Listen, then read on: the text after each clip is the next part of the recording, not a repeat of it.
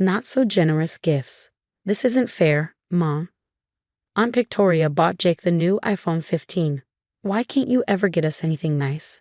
Emma yelled before stomping up to her room, slamming the door so hard that the pictures on the wall shook.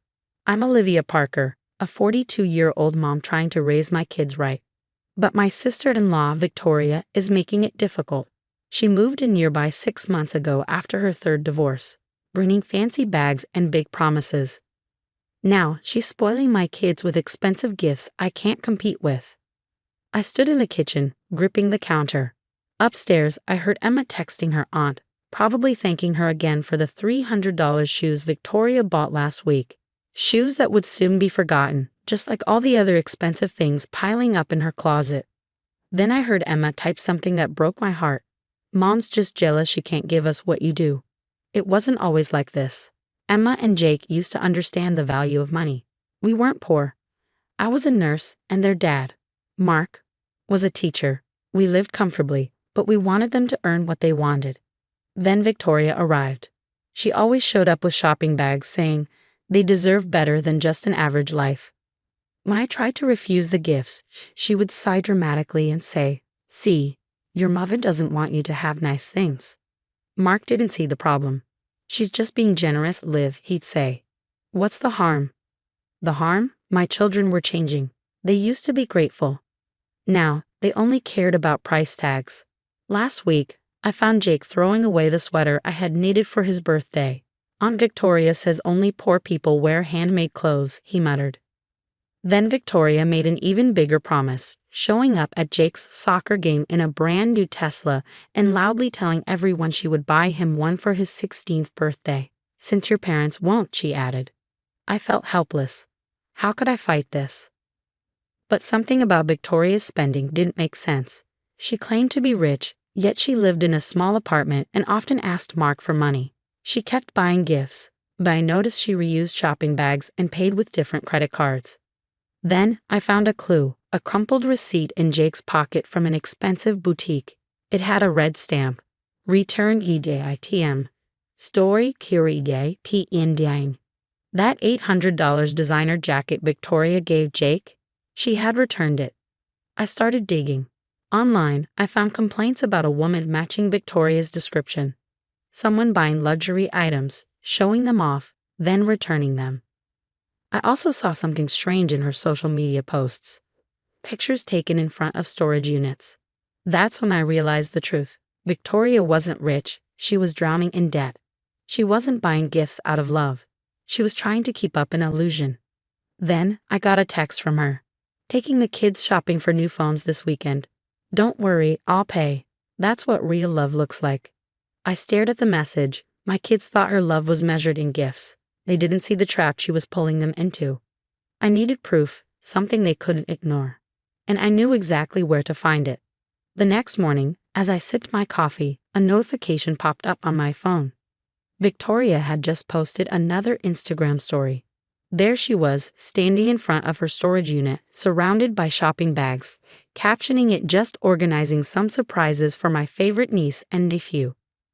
#best aunt ever." But what caught my eye wasn't the designer logos or her perfectly posed smile. It was the unit number clearly visible behind her, 247. More importantly, I recognized the facility's distinctive orange doors. It was Clearview Storage, just 15 minutes from our house. Before I could investigate further, Emma burst into the kitchen. "Mom, can I go to the mall with Aunt Victoria after school? She's getting me a new laptop for my photography." I hesitated. Emma had been saving for that laptop for months before Victoria came along. "Honey, what happened to wanting to earn it yourself?" She rolled her eyes.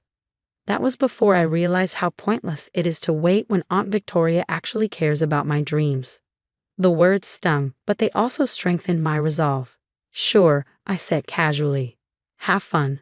As soon as the kids left for school, I drove to Clearview Storage. The facility was quiet at this hour, just a few cars scattered across the parking lot. I walked past Unit 247, noting the heavy padlock securing it. "Can I help you?" A friendly voice called out. The facility manager, Linda according to her name tag, approached with a clipboard. "Actually, yes," I smiled. "I'm interested in renting a unit. I noticed some people using them for business storage. Linda's expression shifted slightly. Yes, though we've had some issues with retail return fraud lately. One tenant has been causing problems, buying things just to photograph them and return them later. Creates chaos for our other tenants.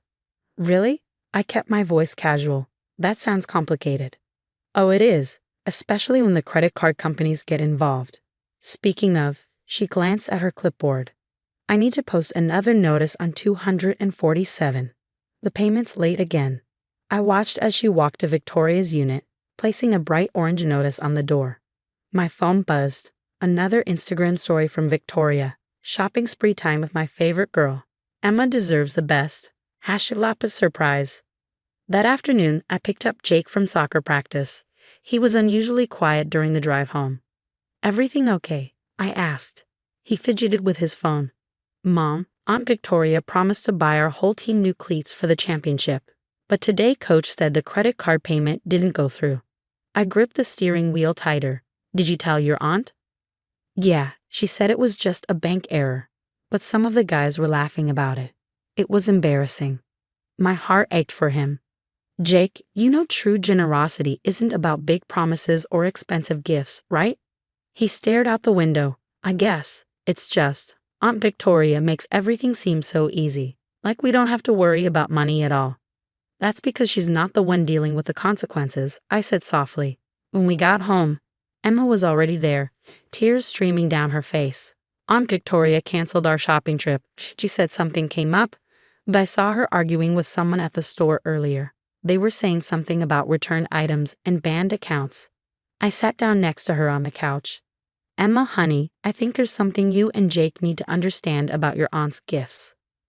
But before I could continue, Jake called out from the kitchen. Mom, look at this. He was staring at his phone. Someone posted a video of Aunt Victoria at the storage facility. She's yelling at the manager about something. We huddled around his phone, watching the shaky footage. There was Victoria, designer purse swinging wildly as she gestured at Linda. You can't lock me out. All my inventory is in there. Inventory? Emma whispered. The video continued, Victoria's carefully crafted image crumbling as she screamed about return policies and credit card limits. The final frame showed her attempting to block Linda from placing a unit seized notice on Unit 247. I don't understand, Jake said. What inventory? Why does Aunt Victoria have a storage unit? I took a deep breath. Why don't we find out? Linda called me earlier. Apparently, your aunt abandoned the unit. As her next of kin, we're allowed to clear it out before they auction it. 20 minutes later, we stood before Unit 247. Linda unlocked it, stepping back as the door rolled up to reveal Victoria's house of cards. Emma gasped. Jake dropped his phone. The unit was packed with returned items. Clothes with tags still attached, electronics in resealed boxes, shoes lined up in perfect pairs. Each item had a corresponding return receipt attached. In the corner, a whiteboard listed dates and store names, marking when each item needed to be returned to stay within policy limits. But, my laptop? Emma's voice trembled. I picked up a nearby shipping box. Inside was the same model Victoria had promised Emma, along with a return label already filled out for next week. And the team cleats? Jake asked. Linda pointed to a stack of shoeboxes. Let me guess, she promised these last week? Right before the credit card company finally froze her accounts. The kids were silent as they moved through the unit, recognition dawning as they found items they'd been gifted, all carefully documented for future returns. She was going to take everything back, Emma whispered. All those gifts, all those promises, they were never real. Jake picked up his new phone box, finding the return receipt already stapled to it. We were so awful to you, Mom, all because of fake presents. I pulled them both close. The gifts were real. It was the intention behind them that was fake. Your aunt wanted to look generous without actually being generous. Emma buried her face in my shoulder. I'm so sorry about what I said about the sweater. About everything. Me too, Jake added. You and Dad always taught us that we should earn the things we want. We forgot that because we got distracted by easy stuff. Linda appeared in the doorway. The auction company will be here tomorrow. You can take anything you want to keep, but honestly, she gestured at the staged photographs taped to the wall. showing Victoria posing with various gifts in front of different storage units. I don't think any of this is worth keeping. True gifts. As we drove home from the storage unit, the car was silent except for the sound of Emma deleting her Instagram pictures with Aunt Victoria. Jake sat in the backseat, running his fingers over the sweater I had made for him. "Can I still wear this?" he asked softly. "I mean, if you haven't given it away." I smiled at him in the mirror. "Of course, honey, it's yours." Emma looked up from her phone, frowning. "Mom, Aunt Victoria is saying we stole from her storage unit. She's posting that you're jealous and trying to ruin her reputation." I pulled into our driveway and saw Mark's car already there. "Let's go talk to your dad. He needs to hear the truth." Inside, we found Mark in the kitchen, staring at his phone. He looked up, troubled. "Liv, did you really break into Victoria's storage unit? She's called me 5 times, crying." "Dad," Jake interrupted, holding out his phone. "You need to see this." We all gathered at the table as Jake showed him the video of Victoria's meltdown at the storage unit. Emma added screenshots of receipts and pictures of all the gifts stacked inside. I explained how Victoria had returned most of the expensive items and was using different credit cards to keep up appearances. Mark's face paled. "All those things she gave you, the phone, the laptop, the cleats, she promised they were yours." "They were never ours," Emma said. "She was just using us for show." Mark slumped in his chair. "I gave her money for bills. She said she was investing it." "She was pretending," I said gently. "And in the process, she made our kids believe that love is measured by how much money you spend." Jake suddenly stood up. "Wait here. I want to show you something." He ran upstairs and came back with a shoebox filled with money. I stopped saving when Aunt Victoria made it seem pointless. But maybe I can start again. Emma left the room and returned with her own savings jar. "Me too. Mom, will you help me make a budget? Like you tried to before." Tears filled my eyes as I nodded. "Of course." Just then, Mark's phone rang, Victoria. This time, he put it on speaker. "Mark, you have to help me," she cried. "Your wife is ruining everything." "Those gifts were for the kids." "You mean the gifts you plan to return?" Mark interrupted. "Save it, Victoria. We saw everything. The storage unit, the receipts, the credit card scams. You didn't just lie to us. You used my kids." "I was trying to give them the life they deserve," she argued. Emma stepped forward. "No, Aunt Victoria, you were using us to make yourself look good. Mom and Dad were trying to teach us real values, but we didn't see it." "You made us think love was about expensive gifts," Jake added. "But real love doesn't disappear after a photo is posted." There was silence on the other end. Then Victoria whispered, "Mark, please." "Goodbye, Victoria," Mark said firmly. "Don't contact us again." He hung up and pulled us into a hug. That night, for the first time in months, we really talked. Emma planned ways to save for the laptop she wanted. Jake proudly wore his sweater and thought of ways to raise money for his soccer cleats. Mark smiled. I think we all learned something important. Money can't buy real love and respect. And real gifts, Emma added, come from the heart, not from a storage unit. Over the next few weeks, our family felt whole again. Sunday movie nights returned, complete with homemade pizza and laughter. Jake organized a fundraiser for his soccer team. Emma started taking photography jobs to earn her own money. Victoria's social media eventually disappeared. We heard she had moved away, hopefully to start fresh. One morning, while cleaning her room, Emma found a designer dress Victoria had given her, still with the tags attached. "Should we return it?" she asked. I looked at her and smiled. "What do you think?"